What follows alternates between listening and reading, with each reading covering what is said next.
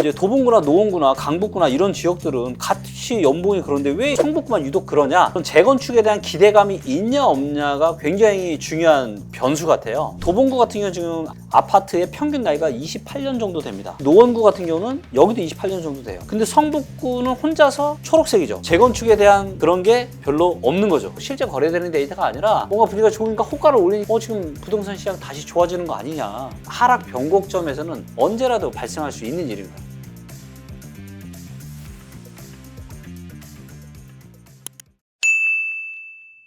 네, 대표님. 네. 그 올 초부터 네. 주춤했던 서울 집값이 이제 네. 대선 이후로 네. 다시 뭐 보합 전환하고 또 네. 일부 지역은 상승 전환도 나타나고 있는데 이게 왜 대표님 말씀에 따르면 단기 상승에 지나지 않을 수도 있지만 네. 일단은 그런 모습을 보이고 있습니다. 네. 이번 주 KB 시세를 보니까 네. 서울에서 유일하게 성북구만 하락하고 있더라고요. 네.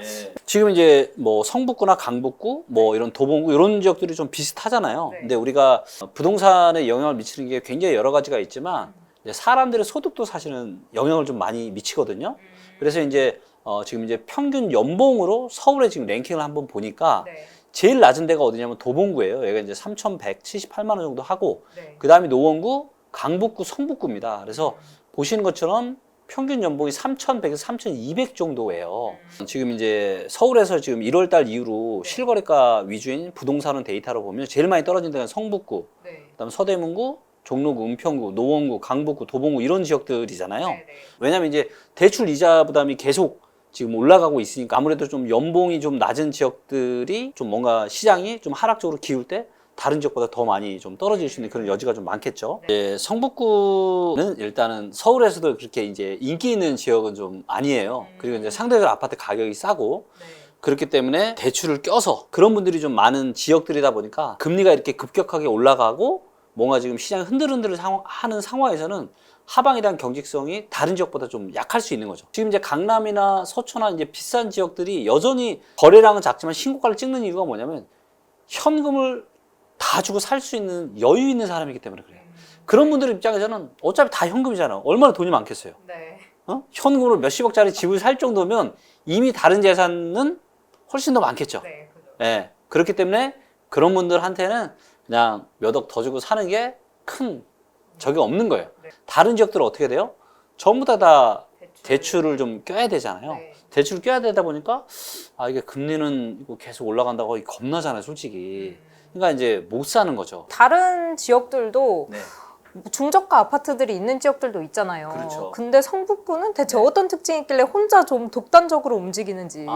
이제 도봉구나 노원구나 강북구나 이런 지역들은 같이 연봉이 그런데 왜 이쪽 지역들은 괜찮고 성북구만 유독 그러냐? 라고 했을 때는 재건축에 대한 기대감이 있냐 없냐가 굉장히 중요한 변수 같아요. 그래서 일단 아파트 나이 지도를 한번 보면 이게 지금 서울의 이제 아파트 나이입니다. 그러니까 뭐냐면 원의 크기가 아파트 개수의 크기예요. 그 다음에 색깔이 빨갈수록 이제 오래된 아파트가 많은 지역이고요. 그 다음에 색깔이 이렇게 초록색일수록 새 아파트가 많은 지역입니다. 자, 그럼 우리가 도봉구하고 강북구하고 성북구하고 여기가 지금 연봉이 좀 낮은 지역이었잖아요. 근데 이제 보시면 도봉구랑 강북구는 좀 빨갛죠. 즉 도봉구 같은 경우는 지금 여기 있는 아파트의 평균 나이가 28년 정도 됩니다. 그 다음에 노원구 같은 경우는 여기도 28년 정도 돼요. 근데 성북구는 혼자서 초록색이죠. 그러니까 여기는 재건축에 대한 그런 게 별로 없는 거죠. 왜냐면 아파트들이 아직은 젊으니까. 그래서 어떤 재건축에 대한 그런 기대감이 없는 성북구가 유독 이제 제일 상황이 좋지 않은 걸로 판단이 됩니다. 네, 아무래도 윤석열 대통령 당선인이 네. 당선되면서 재건축에 대한 기대감이 좀 그렇죠. 올라갔는데 네. 여긴 재건축할 아파트가 많이 없어서 맞습니다. 나홀로 하락을 하고 있는 네, 상황이군요. 네. 자, 그런데 대한민국의 이제 부동산이 이렇게 말이 많은 원인이 몇 가지가 있는데요. 일단 부동산 가격에 대한 정확한 기준이 없어요. 네, 실거래가가 있고 실제 거래되는 가격이 있고 그 다음 시세 통계가 있어요. 그래서 시세 통계가 두 가지가 있는데 KB부동산에서 발표하는 이거는 공인중개사분들이 입력을 해서 통계를 집계하는 거라 호가 위주라고 보시면 되고 그다음 한국부동산원이 또 있는데 이거는 이제 그러니까 KB는 민간이고 한국부동산원은 공공이라고 보시면 되는데 여기서는 이제 실제 조사원들이 나가 조사를 하는 거고 네. 조금 실거래가에 근거합니다. 근데 거의 대부분의 부동산 전문가나 이제 부동산 관련한 기자분들이 다 쓰는 데이터는 뭐다? KB 부동산 지수 데이터다. 그러다 보니까 이 지수 데이터를 보시면 어때요? 지금 이게 2022년 1월 달부터인데 네. 다 지금 올라가고 있죠. 네.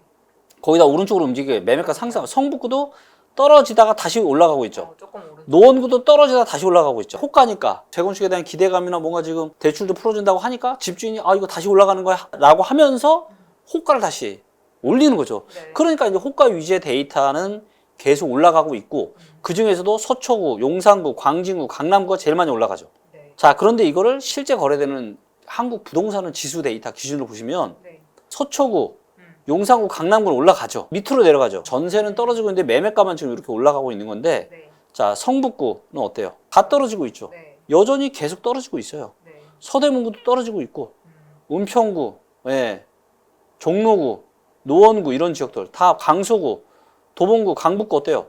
전부 다 왼쪽으로 밑으로 가고 있잖아요. 네. 그러니까 실제로 거래되는 거는 뭐다? 안 좋다. 근데 많은 사람들이 이제 아직도 상승을 이야기하시는 분들은 이 데이터만 가지고 호가 데이터만 가지고 실제 거래되는 데이터가 아니라 뭔가 분위기가 좋으니까 호가를 올리니까 지금 부동산 시장 다시 좋아지는 거 아니냐 이런 이야기들을 지금 하고 계시는 거죠. 네. 근데 이런 일들은 하락 변곡점에서는 언제라도 발생할 수 있는 일입니다. 왜냐하면 하락 변곡점이라는 건 아직도 상승에 대한 기대감들을 많이 갖고 있거든요. 본격적인 대하락장이 시작이 된 게 아니기 때문에. 네. 하지만 아까 우리 매물 데이터나 여러 가지 데이터를 봤지만 시장의 에너지는 지금 점점점 하락적으로 계속 지금 기울어져 가고 있다. 부동산에 대한 이런 정확한 데이터의 출처에 따른 뷰를 어떻게 봐야 되는지도 조금 우리 시청자분들이 제대로 좀 아셨으면 좋을 것 같습니다. 네. 네.